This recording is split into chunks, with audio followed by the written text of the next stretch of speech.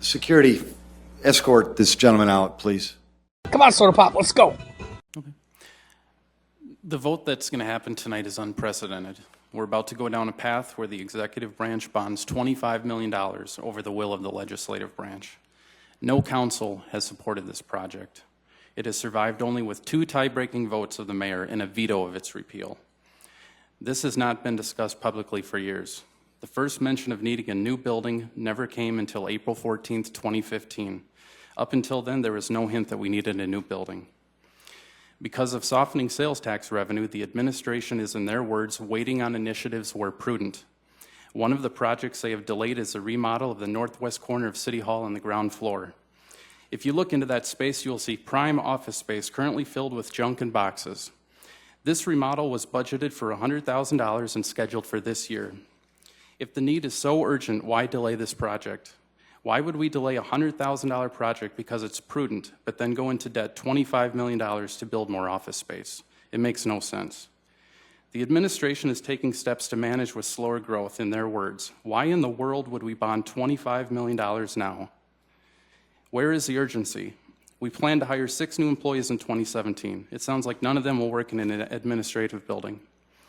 75% of new employees will never work in an administrative building. There is no leasing problem. Let me repeat, there is no leasing problem. We lease 1 building, the city attorney building. The lease on that building is $120,000 a year. You don't spend $25 million to solve a $120,000 problem. The first year debt service on the new building is $1 million, enough to pay for the lease on that building for 9 years. What you haven't been told is that we have an option to purchase this building and right of first refusal. We can own that building today for $1.2 million. The first year of debt service on the new building would almost buy the city attorney building.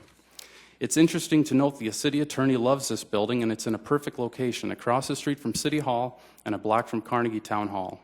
If leasing is a huge issue, why not just buy the building? It would make sense, and then we'd have no leased buildings in the entire city, and it would cost a lot less than $24 million.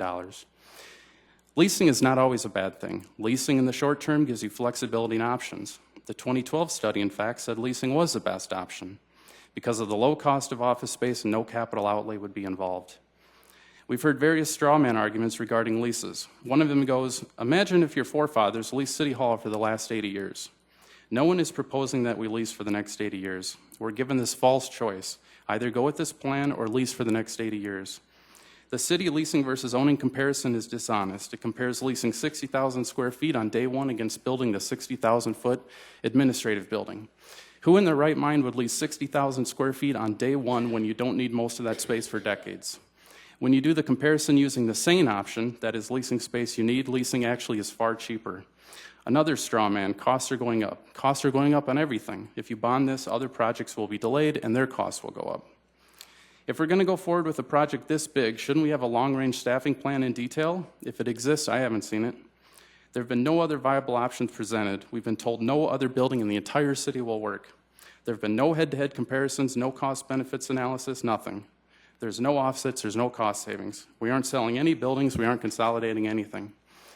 We were told we would move the Parks Department and utility billing to the new building. Moving utility billing makes no sense. The 2012 study recommended they don't move. It identified no need for them to collaborate with anyone. Their location is great, it's a good parking, easy access, it's very convenient for their customers. Just go down and ask them. We're proposing to vacate a $500,000 building and turn it into storage. In this particular case, ceiling height actually does matter. It would be totally unworkable for storage for the event center. Even if it did work as storage, we'd stop using a $500,000 building as office space and turn it into a very expensive garage. How about the Parks Department building? It's located close to City Hall. It has a great location. It's worth $800,000. The Parks Department likes it. We're making good use of it. We'd clear that building out with no plan for how to use it in the future. Vacating 2 very good and very expensive buildings that are being used efficiently and using them to store our junk doesn't show a lot of business acumen. Let's talk about collaboration. We talk about moving parks to the new building with engineering so they can collaborate and the benefits of that. In moving engineering to the administrative building, we fracture engineering and planning who work together very closely. What are we accomplishing? We're fracturing 2 departments that work hand in hand and trading that for collaboration with the Parks Department. How are we better off? Let's talk about collaboration with the county. Why would we discuss buying toilet paper together to save money but then totally abandon the idea of collaborating on this? Our idea of collaboration is to tell the county, hey, we want to stop wasting money leasing, so we're building a new building. We didn't bring you in until after we designed it. And by the way, do you want to waste your money leasing our third floor? What kind of collaboration is that? The cost per square foot is very high as this amount of square footage allocated per employee, and I'm referring to finished square footage. Did anyone notice a straw man about the employees in the space known as a swamp totally disappeared? Maybe that's because they love it down there. Just go down and ask them. Let's talk about the lack of a plan and moving the goalposts. Up until a week ago, the plan was to move parks and utility billing. At the veto press conference, the mayor said no decisions have been made and we're working on it. Are we building a $25 million building without a concrete plan of how we'll even use it? Don't forget the debt service and the ongoing capital costs we'll have going forward if we build this. On a $25 million building, the capital improvements are not going to be cheap as the years go by. There is no retention or recruitment problem. We've debated ceiling heights and air quality, but in the end, people want to work for the city. Building new is the most expensive option. Just ask our finance director, who said this at the informational meeting on February 23rd, 2016, and I quote, "If you're looking and hinging a decision on is it going to pencil out a net savings to the city, I think clearly it's not if we have a new building," end quote. I want the citizens to know that this is not replacing City Hall. This is a new building in addition to City Hall. Many citizens believe this is a new City Hall. It is not. When they are told this is a new building in addition to City Hall, they are stunned. The era of big government is here.